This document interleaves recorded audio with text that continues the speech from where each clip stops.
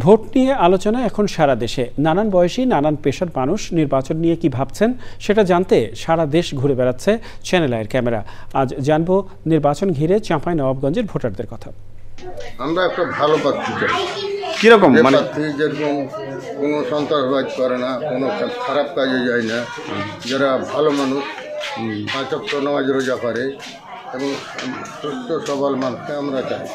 আমরা চাচ্ছি যে সৎ ভালো ব্যক্তি চাচ্ছি। ভালো একটা শাসন আসুক, সৎ লোকের শাসন আসুক, যারা অন্যায় দুর্নীতিতে করবে না। আমরা আসলে এমন কাউকে চাচ্ছি যে আমরা একটু শান্তিপূর্ণভাবে জীবনযাপনটা করতে পারি।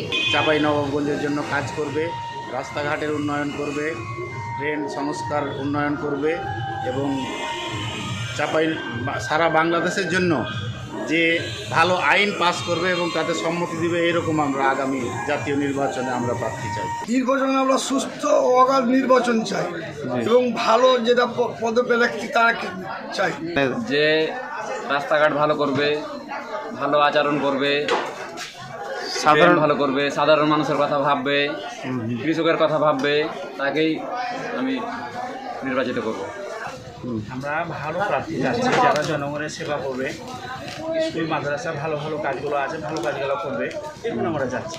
যেমন আমাদের দেশের উন্নয়ন করবে বা আমাদের দেশটাকে এগিয়ে নিয়ে যাবে। তারপরে সমাজে যে বিশৃঙ্খলা হচ্ছে আজকাল, এগুলা যারা দূর করতে পারবে, এইরকম একজন চাইছি। নির্বাচন নিয়ে আমরা খুবই এক্সাইটেড। প্রতিটি নাগরিকেরই ইচ্ছা আছে যে আমরা সুষ্ঠু নির্বাচন আমরা চাচ্ছি। আমরা একটা জিনিস জানি যে আমাদের চাঁপাইটা অনেক পিছিয়ে আছে।